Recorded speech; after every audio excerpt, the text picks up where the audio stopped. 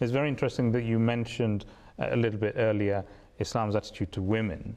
And Terry Jones has written in his point number 7 what he believes to be Islam's attitude towards women. And he says, the attitude towards women in Islam as inferior possessions of men has led to countless cases of mistreatment and abuse for which Muslim men receive little or no punishment, and in many cases are encouraged to commit such acts and are even praised for them. And he says that this is a direct fruit of the teachings of the Qur'an. Now, I don't recognize this idea at all, but of course, probably the best person to answer this would be someone with a degree of insight, and now we're able to watch Maha Dabbous, who is a scholar of comparative religion, a translator and a writer on the rights of women in Islam, as well as listen to Sister Aisha, who's going to give us a personal viewpoint as a recent convert to Islam. As far as we know, that Islam has considered women and men as equal in all aspects, in spiritual and in worldly matters, in everywhere, in every aspect, they are equal. And furthermore, we know also that the Islam has given the rights to women that were never heard of before, and even today they are unparalleled in the world. For example, we know that the Holy Qur'an has taught that men should give women the financial support, the financial provisions, and the women are not responsible for the financial support of the family. It is the men's full responsibility to do this. Another thing in marriage, for example, the consent of the lady, the girl, is a condition for the marriage to take place, and the good behavior of her husband also is a condition for the marriage to continue. If this does not happen, she has the right to divorce. Women in Islam were given the right of inheritance. They were given the right to make a complaint or a legal complaint in the court. All this was not given to women in the rest of the world. It was not, these were not rights for the women until the 20th century. Even in Europe, this happened only in the 20th century. You see, in my opinion, I feel, who decides if a woman is free or if she is oppressed? You know, if a woman chooses to display her beauty, why does that make her any more free and independent than a woman who chooses to cover her beauty with a scarf or a veil? I really wish that people would reflect a lot more and think about and find out why we wear a scarf, and try and understand that actually we see scarf as something that represents dignity and honor and respect. I choose to wear my scarf, and I've never felt in any way that my scarf restricts my freedom or independence. Quite the opposite, actually, because before I converted to Islam, I used to really struggle with peer pressure, always trying to fit in and being popular. Once I converted to Islam and I started wearing a scarf, I realized those are all just outer things, and I really wanted to concentrate on my inner personality and the qualities that I could have to be a better person. How can anyone say that the Quran, the Holy Quran, declares that women are inferior to men, when the Holy Quran itself is always and repeatedly saying in its verses that women and men are equal in the eyes of God? From the spiritual side, women and men can reach all the levels, all the spiritual levels. They can attain to the same spiritual stations. So how can anyone say that women are inferior to men in this way? The point is, there are some physical differences between men and women. And because of this, there are subtle differences in the teachings concerning men and the teachings concerning women in the Holy Quran. And this is understood because each one has a different role in the society. And we can't say that men are better than women or women are inferior to men in any way. Because when we look at the family, for example, the man is like the head of the family, and the woman is like the heart of the family. So if we look at this, we know that the body can neither live without a head or live without a heart. So both are, the roles of both husband and wife are needed for the welfare of the whole family, of the body of this family. One day, a man came by and he was staring at me, and he kept staring. And then he came after a while and he said, "You poor thing, is your husband forcing you to wear a scarf and to coat?" And I said to him, "No, actually, I'm not married yet." And then he said, "Are your parents forcing you to do it?" And I said, "No, actually, I'm a convert, so my parents are not Muslims." And then he looked at me and he was puzzled and he said, "So why are you doing it?" And that's exactly what I mean. The Western society often thinks, they see a Muslim woman, they think they're oppressed, you know, and somebody must have forced them to do it. But if we ask the majority of Muslim women, they would all say that they happily wear their scarf, and they wear it because they're proud wearing it, and they still play their role in society. Moving on to points 7 and 8 in Terry Jones' criticism of Islam, we see that he claims that Islam is not compatible with democracy or human rights, and also he claims that apostasy is punishable with death. Now, we're very lucky to be joined by our legal correspondent, Qudsi Rashid, to help us to look in depth at Islamic law and see whether or not these statements are in fact correct. Thank you for joining us, Qudsi. And the first question, Qudsi, is to do with human rights. And does Islam actually support the concept of human rights? Jazakallah, Hamad.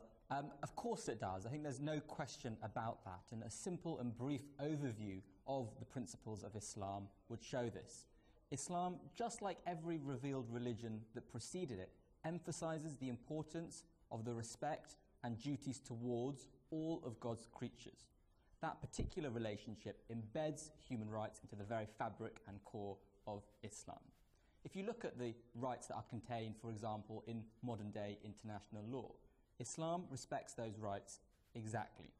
The right to life, liberty, the rights of persons and property, the right to freedom of religion and conscience, equality and non-discrimination, all these principles are rooted within Islam's teachings. And the interesting thing is that these rights that are now recognized in modern international law have only been around in the international domain for about 60 or 70 years, since the end of the Second World War in 1945, whereas these very same rights have been there, found in the Holy Qur'an over 1400 years ago.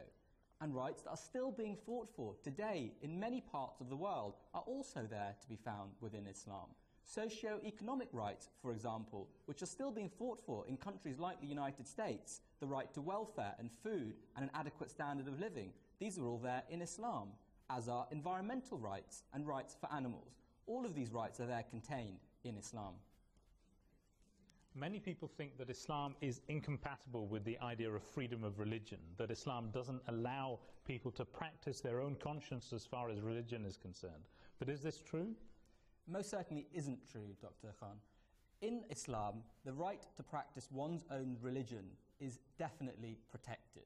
In the Holy Qur'an, for example, it says in chapter 2, verse 257, "There is no compulsion in religion. Surely the right way has become manifest from error."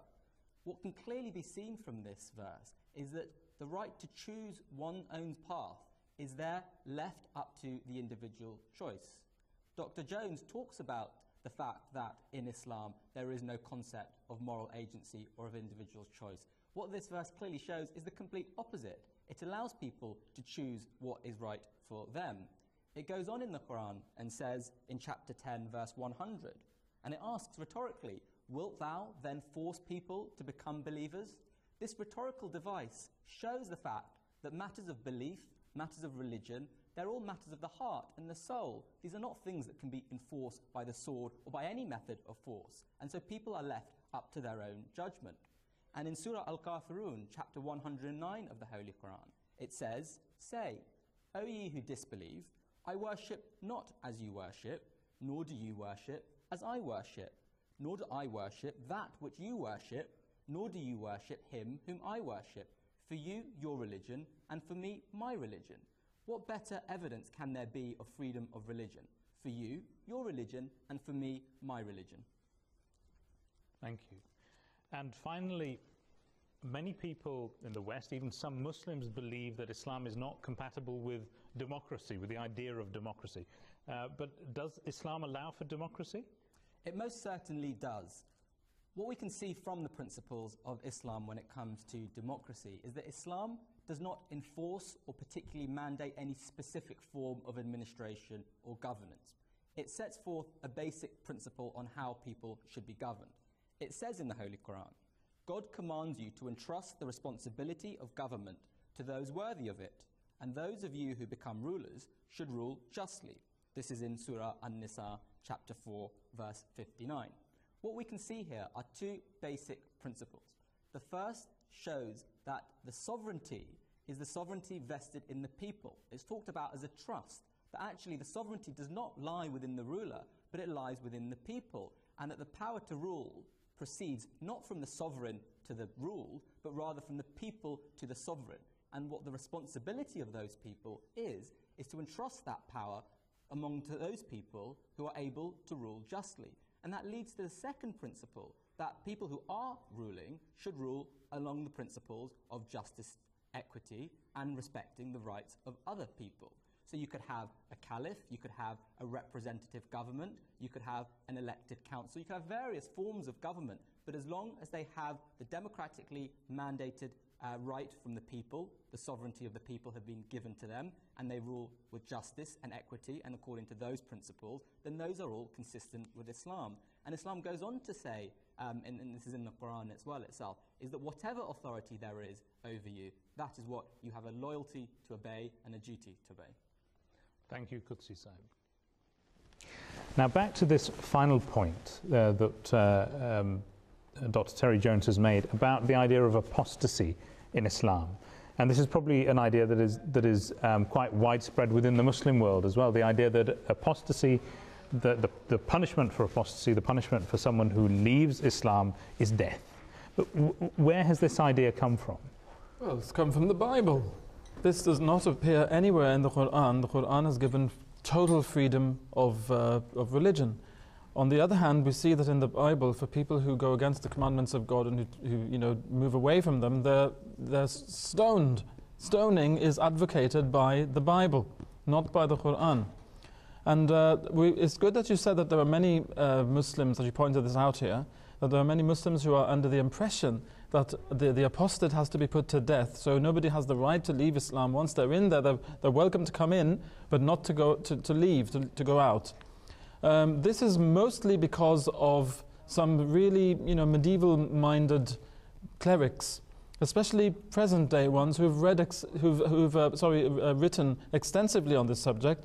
In particular, Maulana Abul Ala Maududi, whose writings have been translated into all the main Islamic languages. He writes in Murtad Ki Saza Islami Qanun Mein, which is an Urdu book, which is available in Arabic, as I said, in other languages as well.